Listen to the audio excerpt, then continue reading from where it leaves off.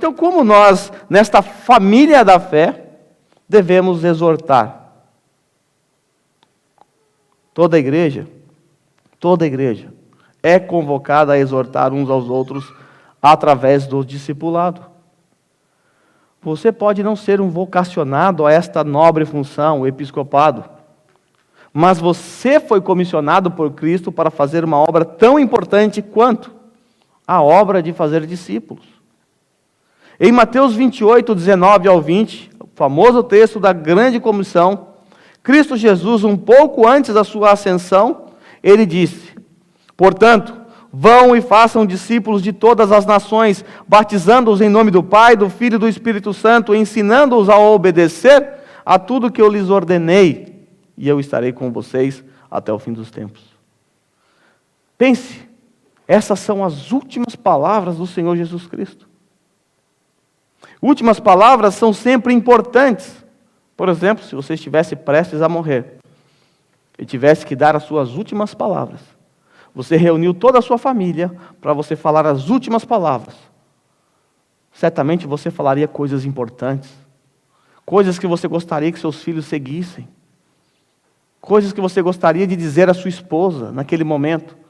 Você não diria: família, vem que todo mundo precisa dizer algo, vai Corinthians! Você não ia fazer isso de jeito nenhum. Você ia falar de coisas que realmente importam,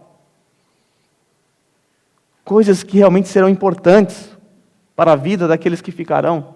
O Senhor Jesus estava prestes a ir, e o que Ele diz aos seus discípulos: agora vocês devem ir. Eu vou embora, mas vocês devem ir. Vocês devem fazer discípulos de todas as nações. Vocês devem anunciar o Evangelho, as pessoas vão crer, elas vão se tornar discípulos. Elas vão ser salvas, elas vão ser batizadas por causa disso. E depois, agora vocês devem ensiná-las. Ensinar o que, Jesus? Ensiná-las a obedecer a tudo aquilo que eu lhes ordenei. O Senhor Jesus falou para os seus discípulos tudo que está escrito aqui. Os discípulos ouviram de Jesus, viram Jesus e anotaram aqui para nós. Então, o discipulado, ele envolve o quê? Você ensinar o outro a tudo aquilo que o Senhor Jesus Cristo ordenou. E o que o Senhor Jesus Cristo ordenou está nesse livro sagrado. Todas as sextas, desde outubro, nós temos estudado na casa do nosso irmão Alexandre sobre esse assunto, o discipulado. Eu sei que muitas pessoas possuem uma visão simplista e temporal do discipulado, e eu não os condeno, eu já pensei assim.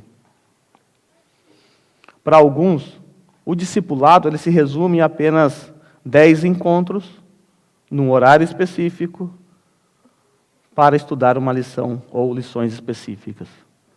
Depois de 10 lições, acabou o discipulado. Tal pessoa recebe um diploma, este foi discipulado. Como se ele não precisasse mais de discipulado. Eu já pensei assim, talvez você também. Note bem, se encontrar semanalmente para estudar, faz parte do discipulado, mas não é o todo. E o discipulado, ele não acaba quando aquelas lições acabarem. Você pode até começar por essas lições. Pode até ser o meio, o instrumento para você fazer discípulo. Mas não acaba quando acaba a lição. Por quê? Porque qual é o papel do discipulado? O que nós queremos quando discipulamos alguém? Nós queremos exercer uma boa influência espiritual sobre essa pessoa, de modo deliberado, de modo intencional, de forma que esta pessoa seja mais parecido com Cristo. É isso que você quer quando você discipula alguém. É isso que você quer quando se aproxima de alguém. Você quer exercer uma boa influência espiritual sobre esta pessoa. Você faz isso de forma intencional, você se encosta nessa pessoa, se aproxima dela. Para quê? Para que essa pessoa se torne mais parecida com Cristo. Então, quando eu me aproximo de você para discipulá-lo, eu só faço isso com um único objetivo. Eu quero te ver conformado à imagem e semelhança de Jesus Cristo. Por esta razão, o discipulado é perene. Porque nesta vida, devido à nossa velha natureza que ainda nos ronda, jamais seremos perfeitamente semelhantes ao nosso Mestre Jesus. Isso então significa que nós precisaremos ser discipulados até que o Senhor Jesus Cristo volte, ou você vá para a terra do pé junto. Você morra, bata as botas. O discipulado, ele é o caminho que o Senhor Jesus quer que a sua igreja trilhe. O discipulado não é secundário para a vida da igreja. É o caminho que Jesus quer que a sua igreja trilhe. Nós ainda estamos longe de estarmos numa cultura de discipulado, onde cada um se preocupa com as lutas, os problemas, as dificuldades uns dos outros. Estamos longe disso ainda. Mas não podemos nos conformar com isso. Não podemos nos acomodar. O padrão do discipulado exigido por Jesus, ele é outrocêntrico. Essa palavra não existe, tá?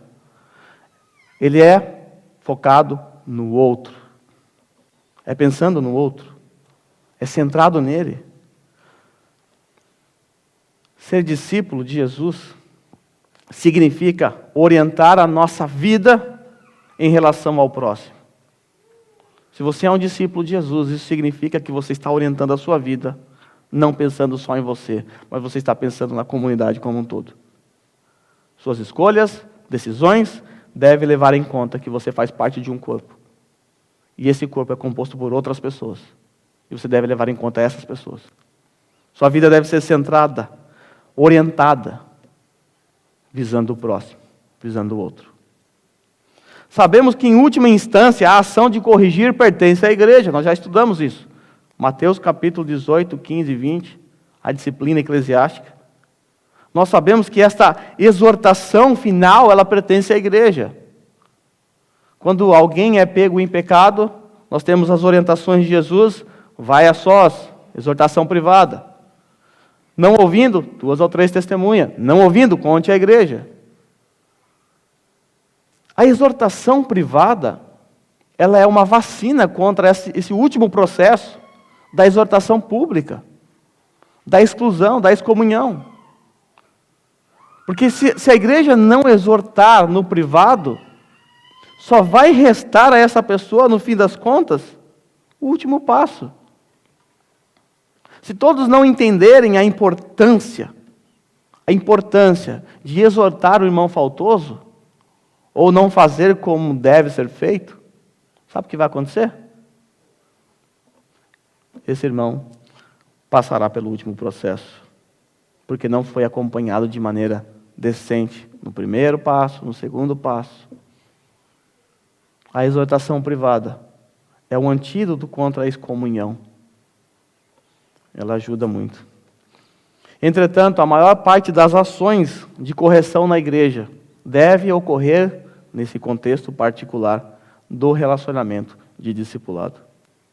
Nos estudos de sexta-feira, aprendemos a resumir o discipulado através de um acróstico que nós denominamos ECOMA.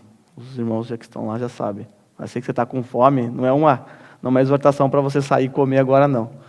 ECOMA é um acróstico. Cada letrinha tem um significado, eu vou ficar apenas com 2. Se você quiser saber mais, você me procura, ou procura os irmãos do grupo de sexta-feira, ou participe lá também. ECOMA. A primeira letra desse acróstico é a letra E. A letra E significa ensino. Nesse seu processo de discipulado, o que é que você tem que fazer? Ensinar. Ensinando-os a obedecer a tudo aquilo que eu vos tenho ordenado, foi o que o Senhor Jesus. Não existe discipulado sem ensino. Não existe. Discipulado pressupõe ensino. E nós devemos ensinar aquilo que o Senhor Jesus Cristo registrou na sua palavra. A segunda letra que aparece nesse ECOMA, E, ensino, C. Essa letra significa corrigir, correção. Porque além de ensinar, nós devemos corrigir. Nós devemos exortar. É o que nós estamos tratando nessa manhã, exortação. Devemos corrigir as falhas deste discípulo. Mas devemos fazer de forma amorosa, pacífica e bíblica. Nós devemos mostrar para essa pessoa, nas Sagradas Escrituras, que é esta ação que ele está tomando está errada. Ou que não é a melhor opção.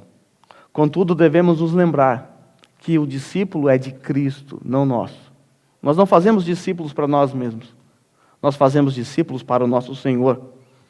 Nós ensinamos aqueles que estão sendo discipulados por nós a obedecer aquilo que Cristo manda, não as minhas opiniões pessoais.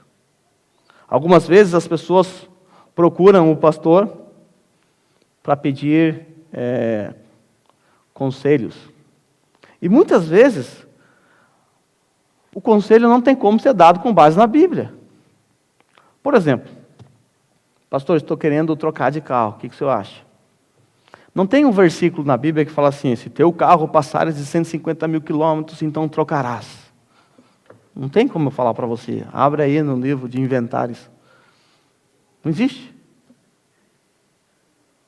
Estou querendo trocar de emprego, estou querendo ir para o Brasil.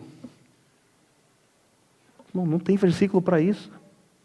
O pastor, ele pode ofertar a sua sabedoria pastoral, mas ele tem que deixar muito claro para você que esta é apenas a sua opinião, e você pode seguir ou não. É um desejo, é uma escolha que você tem que fazer. Você pode procurar também conselho com outras pessoas, mas há momentos em que, quando o pastor é procurado, e você também for procurado para dar conselho a alguém, você tem que dar uma ordem. Você tem que ordenar.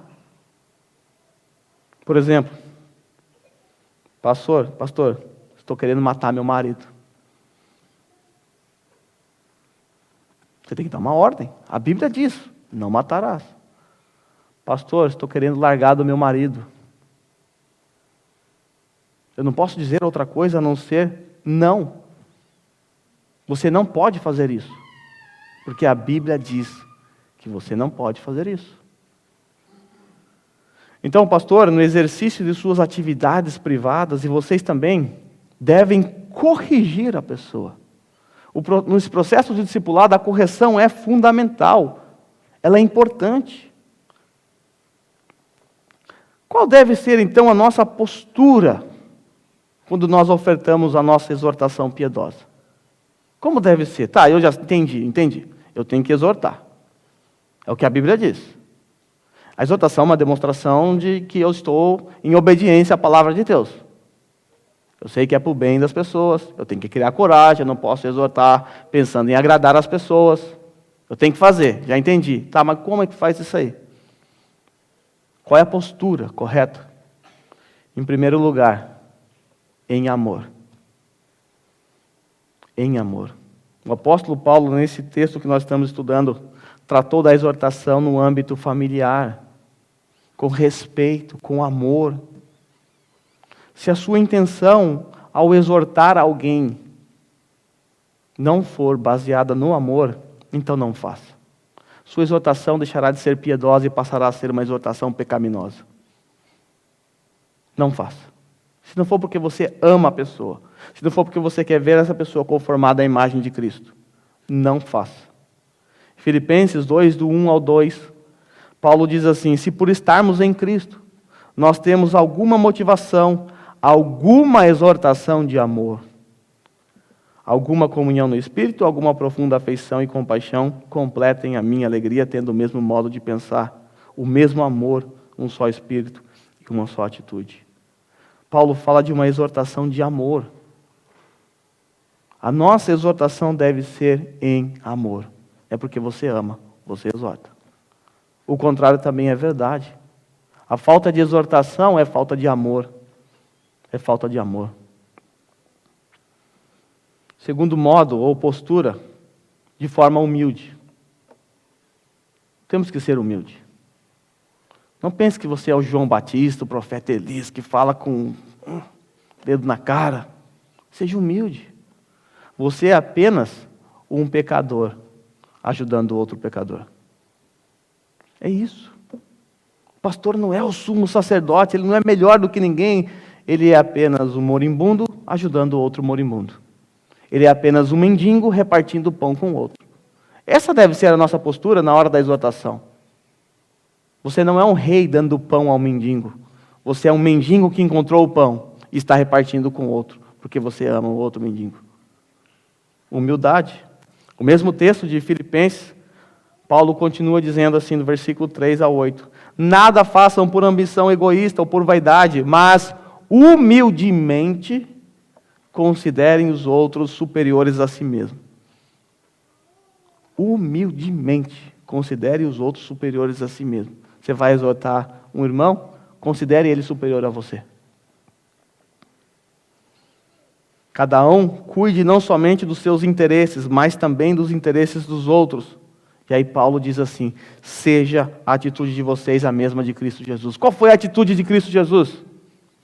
Paulo responde, embora ele sendo Deus, não considerou que ser igual a Deus era algo que devia apegar-se, mas esvaziou-se a si mesmo, vindo a ser servo, tornando-se semelhante aos homens, e sendo encontrado em forma humana, humilhou-se a si mesmo. E foi obediente até a morte e morte de cruz. Jesus se humilhou, e você vai se exaltar? Jesus, que embora sendo Deus, tinha todo o direito de se exaltar, ele se humilhou. E nós? Quem nós achamos que somos? Nós não somos melhores do que ninguém. Nós não somos melhores do que o nosso Senhor Jesus Cristo. Ele se humilhou. E Paulo está tratando do Senhor Jesus Cristo nesse texto como um modelo, um padrão. Por isso ele disse, seja a atitude de vocês igual a de Cristo Jesus.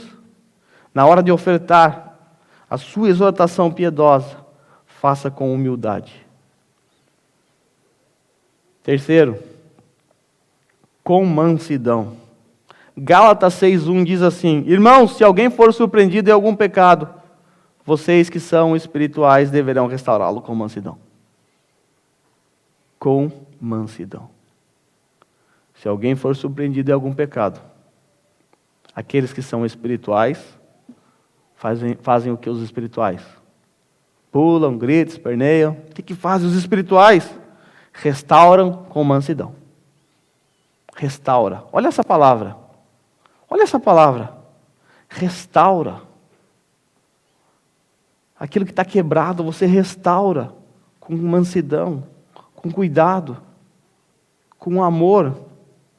Assim deve ser a nossa exortação, com mansidão. Quarto, a nossa exortação deve ser fundamentada na palavra, porque a sua opinião pouco importa. Na exortação, o que importa, na verdade, é a palavra.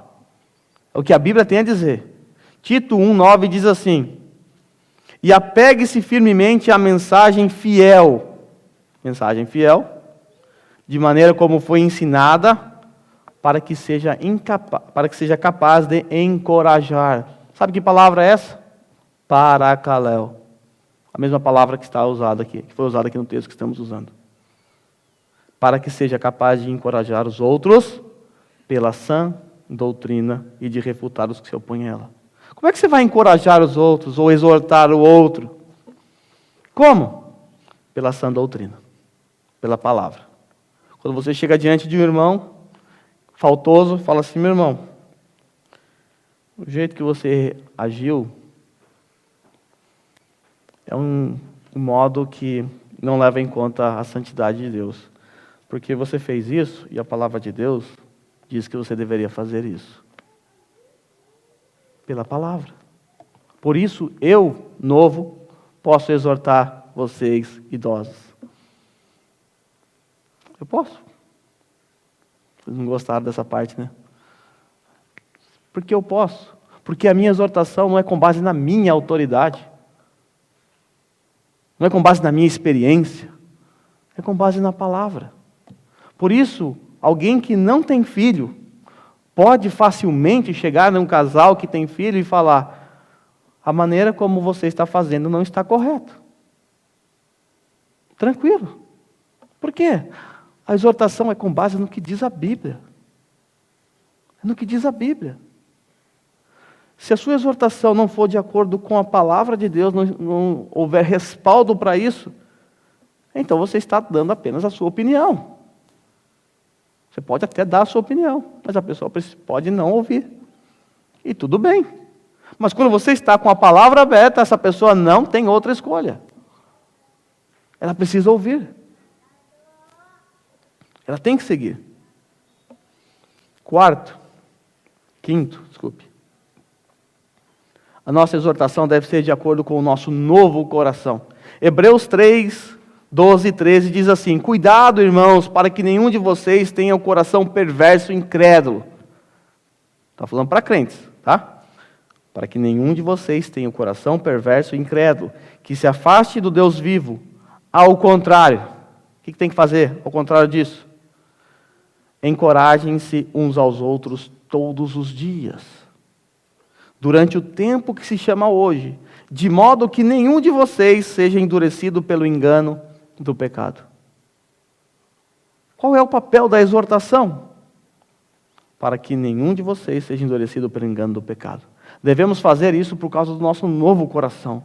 Não devemos deixar o nosso coração perverso, nosso coração velho, nos levar à incredulidade, nos levar a se afastar do Deus vivo. Aí ele fala ao contrário, para reverter essa situação de coração perverso, incrédulo e afastamento do Deus vivo, é preciso encorajar uns aos outros. Quando? Todos os dias. Todos os dias. O poder da exortação é esse.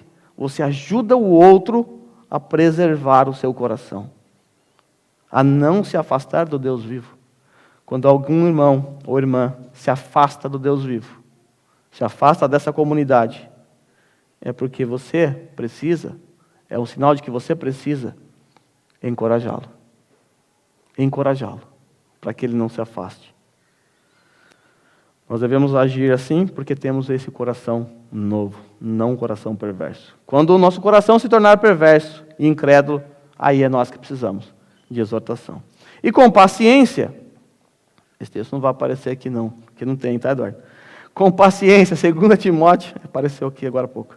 2 Timóteo 2, 4, do 2 ao 4, diz assim: pregue a palavra, esteja preparado a tempo e fora de tempo, repreenda, corrija, exorte com toda paciência e doutrina. Exorte com toda paciência e doutrina. Para a gente encerrar, qual deve ser a nossa postura ao receber a exortação? Tá, já vi como é que faz, como é que eu devo fazer ao ofertar a minha exortação. Mas e quando eu receber a exortação? Como é que eu devo me portar? Primeira coisa, não haja na defensiva. Não haja na defensiva, não levante escudo.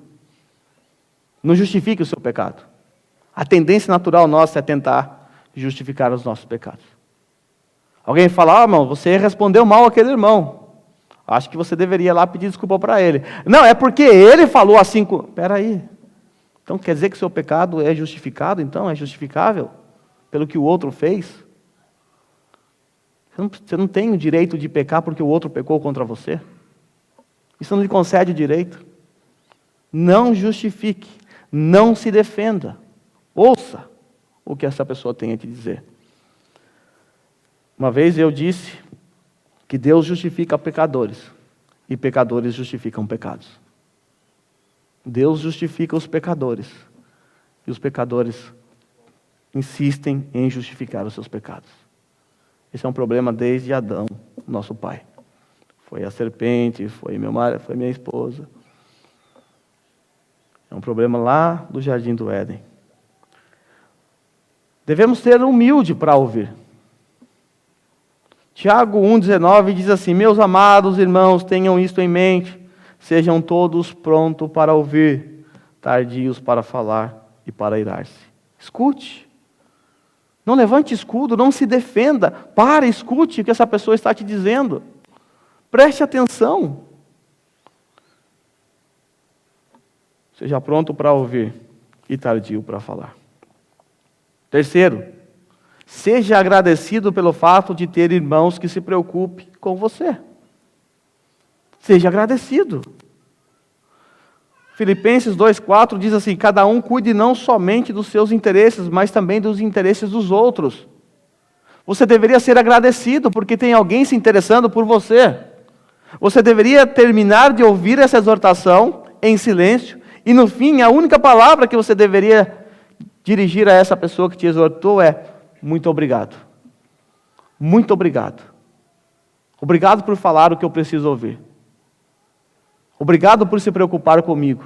Obrigado por ter coragem de vir falar pessoalmente comigo. Porque o que é mais fácil? O que é mais fácil fazer? É mais fácil sair falando por aí. É mais fácil espalhar o erro dos outros, né? É mais fácil difamar, fofocar. É mais fácil. Agora, quando alguém chega para você e fala para você,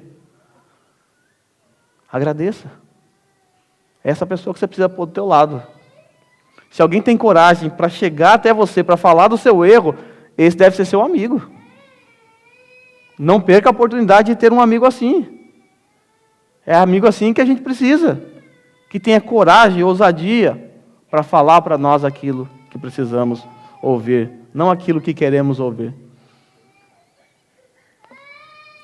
Quarto, não leve para o lado pessoal. É muito fácil a gente levar uma exortação para o lado pessoal, entendendo que essa pessoa está me criticando, ela quer o meu mal. Nós não devemos levar para o lado pessoal.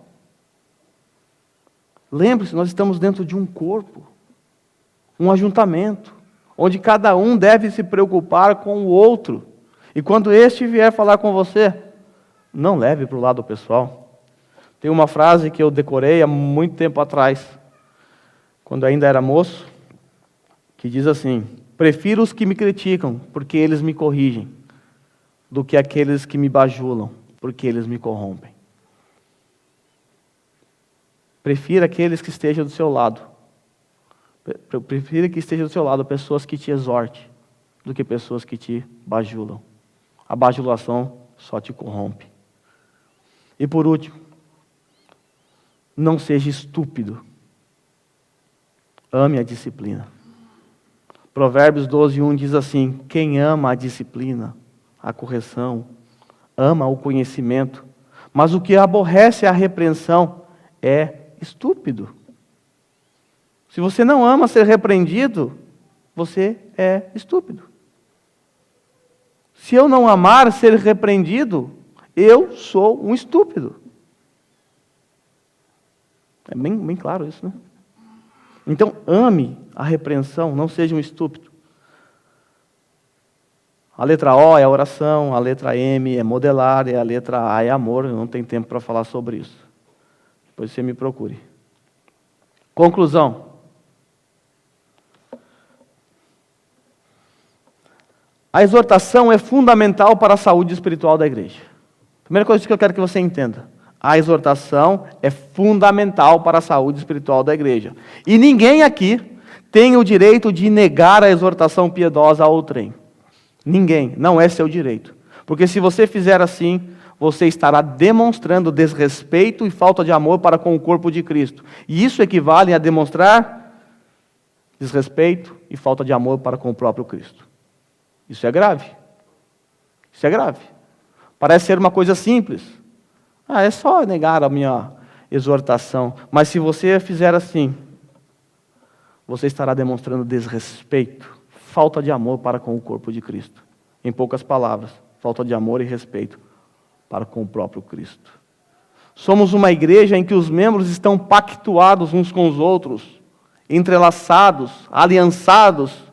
E eu quero agora, nessa parte final, lembrá-los de 3 partes do pacto de compromisso que os membros dessa igreja assumiram quando aceitaram fazer parte dessa comunidade. Esse é aquele pacto que nós lemos na ceia do Senhor. Lá no parágrafo 2 diz assim: caminharemos juntos em amor fraternal. Caminharemos juntos em amor fraternal. Desde o momento em que nos tornamos membros dessa igreja, exercitaremos o cuidado em amor, velaremos uns pelos outros e fielmente nos admoestaremos com súplicas uns aos outros, conforme exige a ocasião. É isso que você promete quando você se torna membro dessa igreja.